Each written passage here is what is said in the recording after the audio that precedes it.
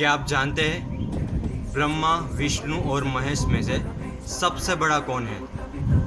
उसी के बारे में आज मैं आपसे बात करूंगा कि शिव पुराण में ये कथा है कि जब ब्रह्मा और विष्णु में झगड़ा हुआ कि सबसे बड़ा कौन है, विष्णु भगवान बोले कि सबसे बड़ा मैं हूँ, मैं दुनिया का पालनहार हूँ। और ब्रह्मा जी बोले नहीं, सबसे बड़ा तो मैं हूँ, मैं जन्मदाता हूँ। तो उस दोनों के बीच में बहुत ही गहरा झगड़ा हो गया।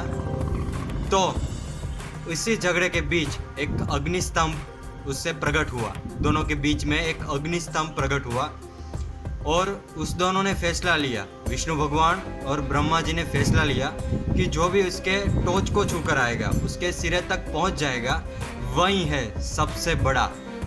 तो दोनों ने फैसला ले लिया कि सबसे पहले मैं टोच को छू कर आऊँगा।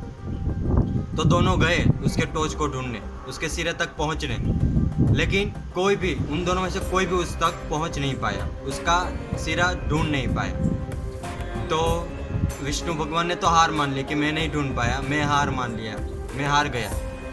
लेकिन ब्रह्मा जी झूठ बोले, उसने भी नहीं छुआ था टोच को, लेकिन वो झूठ बोले कि हाँ मैं पहुंच गया था उसके टोच तक, मैंने देखा उसका अंत कहाँ पर है।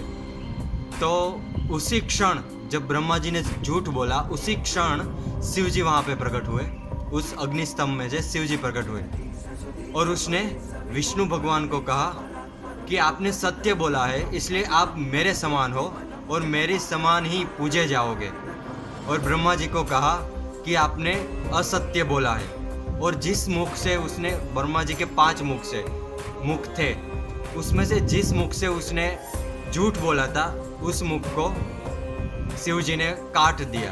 ब्रह्मा जी के उस मुख को शिव जी ने काट दिया जो असत्य बोला था। और शिव जी ने श्राप दिया ब्रह्मा जी को कि आपको कोई भी नहीं पूजेगा, आपकी पूजा ही नहीं होगी। तो उस शिव पुराण के मुताबिक सबसे बड़ा भगवान शिव जी है। भगवान त्रिदेव में से सबसे बड़े भगवान हमारे महादेव है, महादेव हर